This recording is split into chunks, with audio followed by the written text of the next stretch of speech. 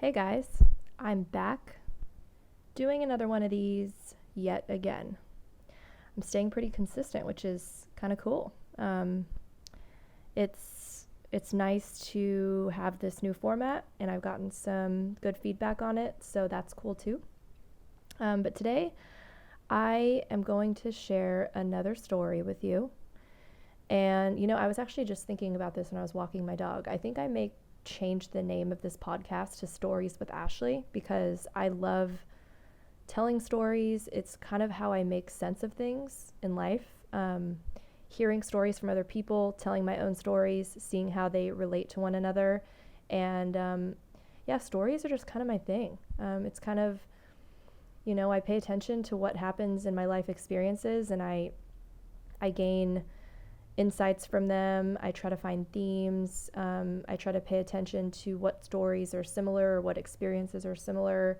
And I feel a lot of resonance when I hear and feel other people's stories. So stories are cool and I love them. So I think I may change the name of this podcast. Anyway, I feel like I just wanted to say I digress, but I actually don't even really know what that means. I just hear people saying it all the time, and I feel like it was applicable to say. So I digress. I should probably look it up first before I say it. But anyway, on to my story. So, for those of you that don't know, my day job is I work for a hemp company based out of Colorado. I'm actually in California. I was trying to merge, I guess, Colorado and California together. But I'm based out of California, and I work from home for a hemp company, and I do sales, marketing, I assist leadership, do operational stuff. I wear many hats, so I don't really, it's a running joke where I am, like, let me know what my title is, because I really don't know. But I do work for a hemp company, and I help a lot with sales. I do a lot of sales stuff, and every week we have a sales call with the entire sales team, with the sales director, with one of the owners who is somebody I directly work for. And we have it's a weekly call. We go over kind of housekeeping stuff, logistical stuff, any new updates on products. We just kind of a sales check-in, kind of standard with anything you would see with sales internally, nothing crazy. But a couple weeks back, actually reverse that, go back farther, maybe a couple months ago, we did a day where we had a role play. And role play scared the shit out of me. There's something about having to get into a character where people are like watching me and I have to like act. It just freaks me out. I think it kind of goes into that whole performer thing I always talk to you guys about. It really freaks me out to have to like act in front of people and know that people are analyzing me and feel that they're analyzing me, and then I get into my head and I just like can't continue. Like I really fear doing role plays. And so I watched another one of the sales guys do it a couple months ago, because usually during the sales calls we only have time for like one or two of them. And so I actually, after that experience, I got so nervous listening to other people having to do these role plays with the sales director on the call in front of the entire sales team. I got so nervous listening to it that I actually like seriously thought about what I would do if I was called upon to do one. And I went through a couple scenarios in my mind. Like, the first thing I was like, I'm going to tell them that I don't operate like this, and this is not how I function best, and I don't like pressure, and I'm not my best when people are analyzing me. I'm different when I'm on an actual call versus a role play. And I'm like, that's true.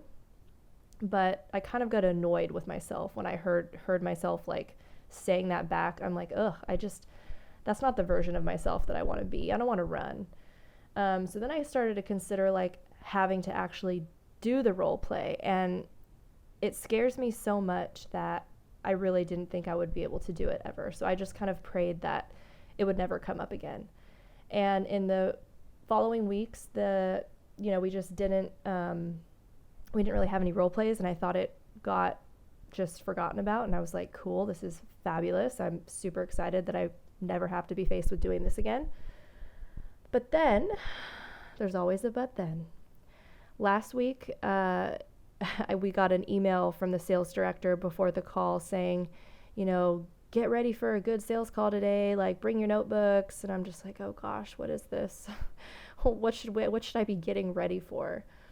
And I got on the call, and so he's like, so we got a big day ahead today. So I guess he brought on one of his friends who worked with him in oil and gas before joining on with, hemp, before the sales director joined on with hemp.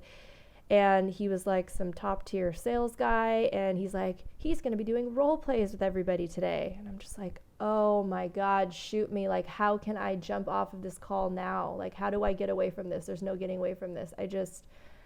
I'm like, here we go. I got to face this somehow. I don't know if I'm going to be called on. It was just kind of sheer panic. But I just tried to watch it and just see how my body and mind wanted to react. And so he set up the stage. He was like, this is going to be the scenario. This is what each of us are going to have to play out.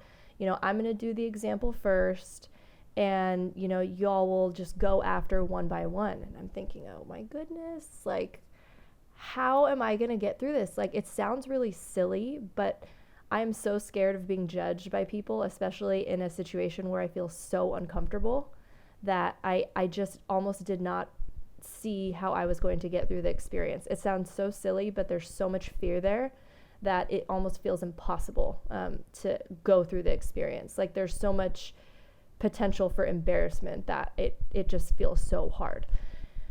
And so the sales director went through the role play with his friend, with the oil and gas sales guy, went through it, and then he's like, okay, who's gonna go first? And of course, crickets. Nobody wants to volunteer. He's like, come on, I'd rather somebody volunteer than me having to pick on someone. And then one of the sales guys on the team, who I thought would volunteer because he kind of usually volunteers for stuff like that, he did volunteer, so he went first. And I listened to him, and then, he went, he did a good job. And then our sales director was like, all right, who wants to go now? And I don't know what came over me, but something was like, jump, Ashley, jump, just volunteer, do it. Like, why would you not do it? Change as a person. Like, don't stay in the corner hiding. Like, I was getting all of these voices screaming at me, Jordan Peterson saying, do something that scares you every single day. Just do it. Just rip the Band-Aid off. Just jump. And it was to the point where, this was all in a couple of seconds, of course, but these voices in my head were screaming so loud, like, go, go, go, go, go, go, go, go. And I finally was just like, something propelled me, and I was like, I'll go. I almost can't even explain what propelled me to do it, because it didn't really feel like a conscious choice, but I won't say it obviously was a conscious choice, but something made me just go. And my heart started racing. I almost didn't process what was going on, because I'm like, wow, I'm in this now. Like, who am I? I just volunteered. People are watching me. What's going on? I have to do this now. Like, holy shit. And then, you know what? I just went through the role play. It really was not as bad as I thought it was, especially when I got going. It was more of the anticipation that was just screwing me up. But as soon as I got going, it was absolutely fine.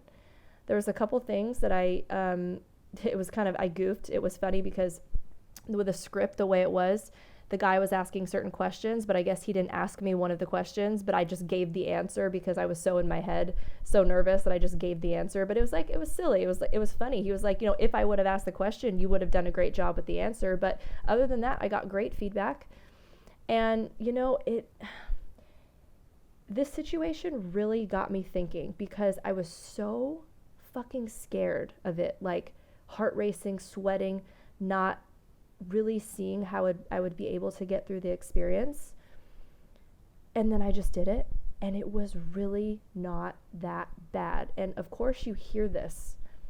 Well, I guess not of course, but I hear this often from so many different people from different walks of life, overcoming obstacles that they're scared of and things that they're scared of. And just jumping.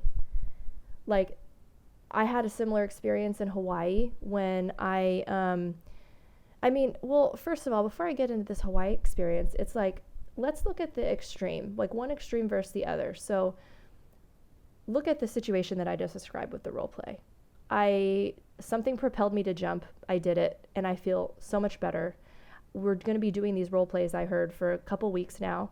Next week, I'm not going to say I will. Maybe I should say I will to hold myself accountable, but I plan on volunteering again. And think about this. If I volunteer the next 2 or 3 weeks, the confidence that I will be bringing and the secure feeling that I will be bringing into these future role plays will be unlike anything I've ever known, because I've never volunteered for anything like that, because I've always been terrified. So last week I pulled off the Band-Aid. If I continue to pull off the Band-Aid, I will exponentially grow into this new version of myself with confidence, security, poise, whatever you want to call it, will be foreign to me. Now let's look at the opposite end of the spectrum. Let's say I was paralyzed in fear the entire time this last week. Let's say that I didn't volunteer. Now I would be sitting for this next week, because the director did say whoever didn't volunteer last week will be called upon next week if no one else volunteers. So think about this now. Now I would be paralyzed with not only all the fear that I experienced during that hour I didn't volunteer, but now I would be paralyzed with all this fear this week, waiting for the next one. And let's just say I'm sitting on the edge of my seat for this next hour this week, and I don't volunteer again because I'm terrified, because I'm in my own head, because I'm hiding in the corner, because I don't want to face what I'm scared of. My fear will grow even stronger. I will be crippled by that fear. And let's say I just said I don't volunteer again. Then I sit with that new, stronger fear for another week, and it can just go on and on and on and on to maybe I'm the last person that they choose on. At this point, I'm feeling weak, vulnerable. It's not even my choice to go, because I never had the courage to volunteer. I was selected last after all other 15 people were chosen to go. What a defeated, horrible position to be in, just metaphysically, psychologically, spiritually. That crippling fear that overrules you, that prevents you from ever acting or moving. It's horrible. So you got to picture the opposite end of the spectrum. And here's the thing. Everybody is scared. And that's what I realized on this call too. Everybody's nervous. I heard other people go. People stumble. They're in their own heads. There's feedback given. It may not be the best thing ever, that may not be excited about it, but we're all learning, and you don't have to be perfect. And if I realized anything from this call, it's when you act, when you jump, when you just take that plunge, you feel the exponential benefits. And what I mean by that is, this is what I believe. The fear that you're feeling in your body before you're about to do something that is maybe the opposite of what you know, or challenging some belief system in you, or just challenging your comfort zone, that fear that you're feeling, that really intense, disgusting, manifestation of racing heart and sweating, and you can't even think, and your brain goes almost numb, and you're just crippled, and you're shaking, and that fear is directly proportional to the release that you get when you overcome that fear. So if you're terrified of something and you choose to do it and just move forward anyway, I believe that you will be rewarded with that much of a release, or that much of a growth, or that much of positivity, or a lesson of some sort on the other side of jumping through that fear. And it's very similar, I also believe that people that are given the hardest lessons and challenges in life, and their cards are difficult, the cards that they were dealt, I think if those people can work through certain things, I think those people are granted the greatest heavens in life. And what I mean by that is just the greatest paradise, if you can find a way through those things. And we all have them. We all have our own shit. We all have our fears, and they sneak up on us. And it's something that I've kind of played around with my whole life. I'm still scared to put myself out there. But I remember one time I was auditing a class. I was considering doing a master's program at a local university, and I wanted to audit a class first. So I went in to audit the class, and I walked in, and the teacher was, the whole class was actually meditating, which was really cool. I've never seen anything like that. But the whole class was meditating. I came in, I sat down, I meditated with everyone, and then we got up from our meditations, and then the teacher said, okay, what thoughts came up for anyone? And something again propelled me. I was the first person to just raise my hand, and I forgot what I said, but I said whatever thoughts were on my mind during the meditation. But doing that and things like that in similar settings or classrooms or, group settings, or when you're kind of nervous, if I speak first and if I hear my voice first, and if I know everybody else is hearing my voice, I don't feel like I'm hiding. It's kind of a weird concept, but putting my voice out there and saying something and speaking something out into the group that I don't know and a group that I'm unfamiliar with and scared of judgment from, if I can just do it, pull the Band-Aid off instantly and just go for it, 9 times out of 10, you learn that it's not that bad. No one's really judging you. Or, maybe they are in their heads, but whatever, you can't tell the difference anyway. Nothing crazy or catastrophic is going to happen. And I think it's that realization that allows you to feel a little bit more safe and secure in your own body and your own thoughts and your own mind. And then it allows you to kind of relax in the setting. And then you just feel better. As opposed to withholding your voice, withholding your thoughts, withholding your being from the group.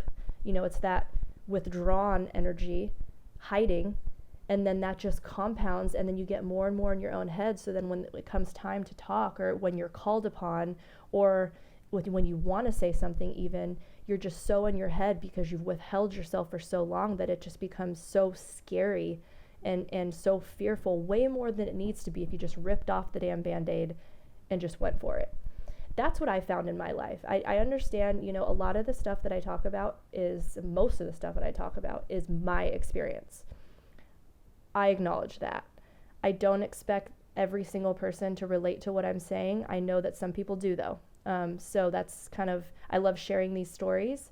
And, where I'm at in my life right now is sharing my story and then figuring out how to expand my story to be applicable to different types of people with different, we're all different. We're all made up of different things, different experiences, different personality types, and so many differences. And so one of my own personal critiques is, I understand that my experiences are pretty linear because they relate to me. And I'm really trying to find a way to figure out how I can expand my knowledge base to not just me, but to consider what I've learned and what I know, but make it more applicable to larger groups of people, I guess, or considering factors other than my own experience or my own quirks or the way my mind thinks or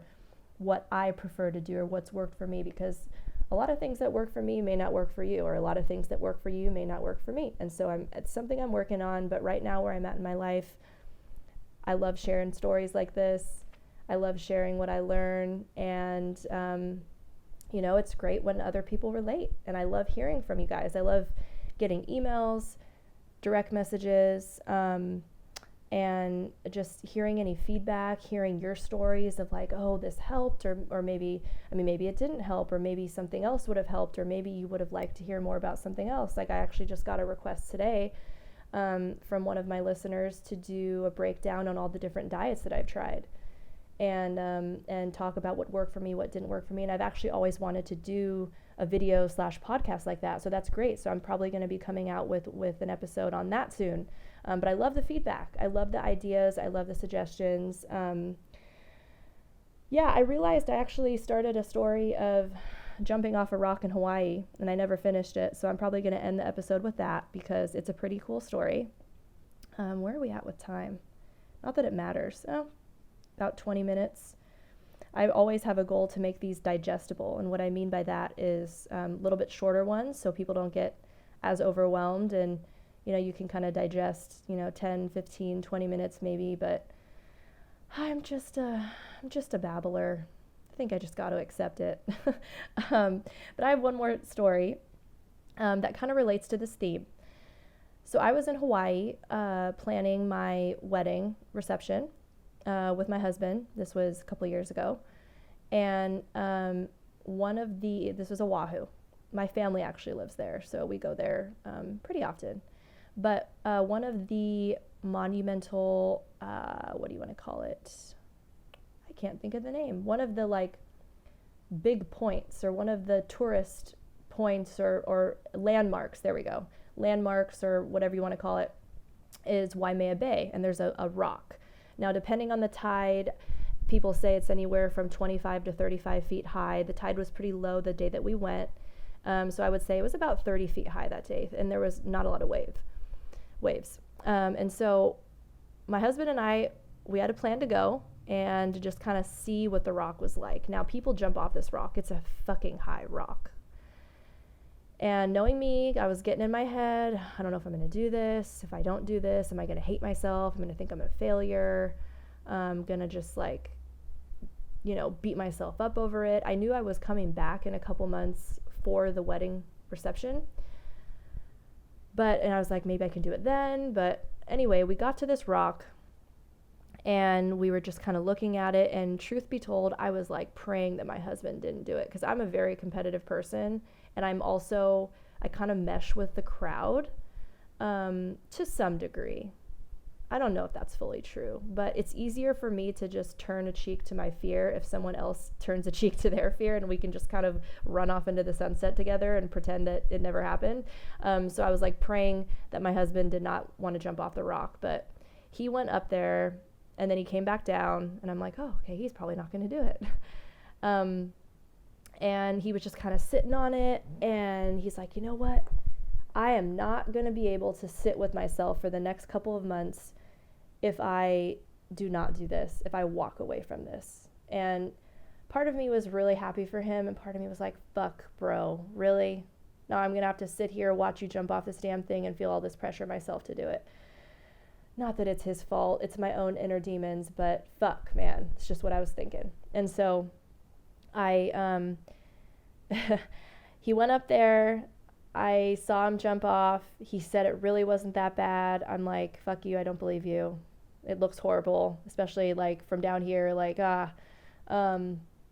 and he's like, it was really not that bad. He did it a couple more times, and then I just I was staring at the damn thing, and I'm like, I cannot do this. I can't. I just can't. I was so scared. It's that same crippling fear. I'm like, I just can't do it. What if I die? What if I hurt myself? I don't know how the experience is going to be. What if I can't handle it? What if I can't handle the stomach dropping? I just can't do it. And so I walked away from the damn thing. I walked away. We got in the car, and we were driving back home, and I felt like a piece of shit.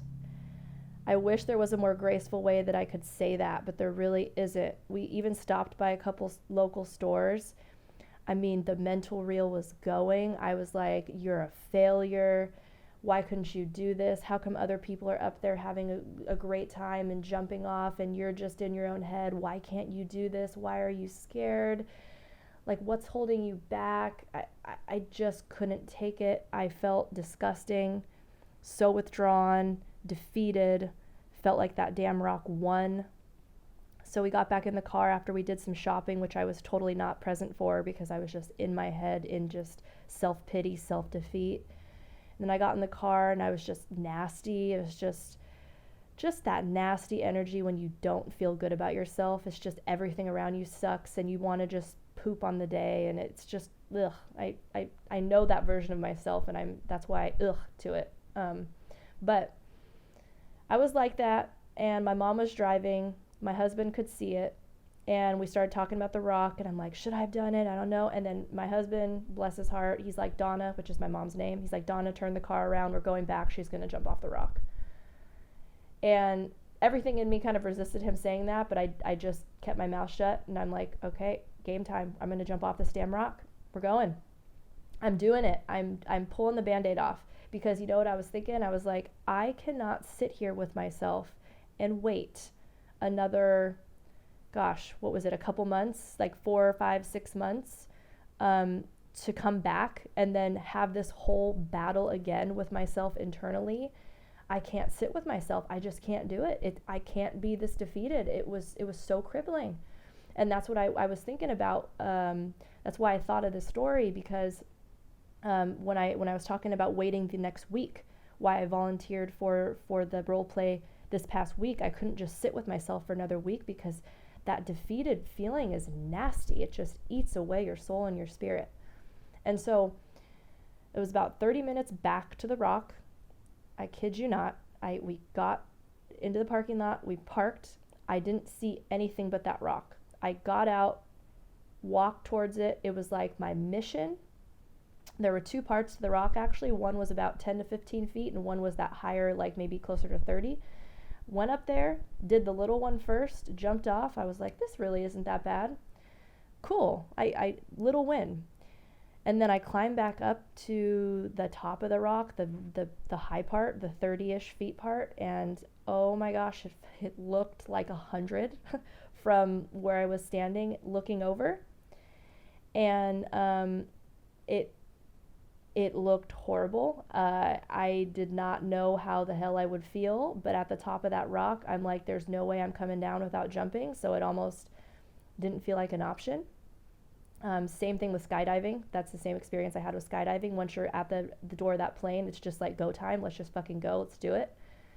And I propelled myself off of that rock.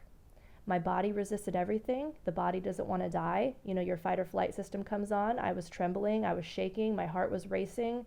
My vision got a little weird and not blurry, but just that dizzy anxiety feeling. But I jumped off that damn thing. And the stomach drop feeling was a little bit uncomfortable, but I did it. I felt like a different person. I fucking conquered that thing. It felt so good. That feeling of defeat was instantly replaced with this insane feeling of just conquering something that was overtaking my soul and my spirit. And it's in those moments that we learn and we grow so much, and it's in those moments that we completely transform. And so I guess my reason for sharing this is that, I mean, fear is everywhere. And I mean, not that I really need a reason.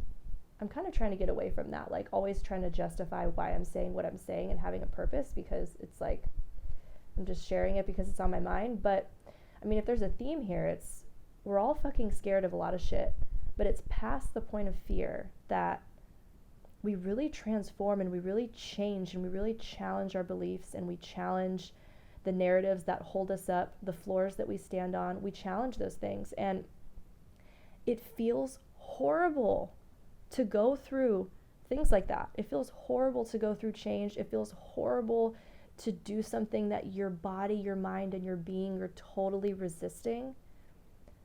But a lot of times there's a huge reward on the other side. And that reward is realizing that, you know, it just really was not that bad in the first place. And if this thing really isn't that bad, then the next thing that you're really, really scared of probably also isn't that bad too. And you can just take that and keep applying it to every single thing in your life that you believe that you're scared of, going through these things, challenging the obstacles and overcoming them. And then before you know it, it's like, damn, I'm a different person. You look at myself, I'm a different person. Like, I'm a totally different person than maybe 5 years ago. I'm pretty different than I was a year ago, but it's like as the years go on, I just keep changing, and it's amazing to watch myself fight through these things, challenge these things, and see what sits on the other side of fear. You know, Terence McKenna, what is his famous quote? Something, I'm going to butcher it because I don't have it in front of me, but it's something like, you know, propelling yourself off of a cliff or jumping off a cliff or jumping off a rock and having so much fear and then realizing you're actually jumping into a feather bed. And it's so true, because fear is just our mind in an illusion of what we anticipate and what we think it's going to be like, and it most oftentimes is not like that. All right, cool. that was it for me today. Let me see if I wanted to share anything else. No, that was a nice flow. I always get really nervous before I do these things because it's like, I'm not going to be able to perform in the way that I think I can, and it's going to come out silly or stupid or not flow, or again, all the weird self-talk that it never really ends up being the way that you think. I guess it just goes to show how full of shit that we all are. Not really, but kind of. All right. Well, that's all for me today for this one. And hopefully this, hopefully this resonated with you. I mean, it'd be great. I love to hear when my messages or my stories resonate with people. And, I love getting the messages like, oh, this is exactly what I needed to hear today, or this is what I needed to kind of propel me forward, or it's just cool. I will be completely honest. I don't have enough friends. I'm a pretty lonely person a lot of the time. I have my little circle, I have my tribe, but I'm going through this period of my life where I've kind of isolated myself to a large degree from a lot of the people I used to hang around, and my circle has really shrunk.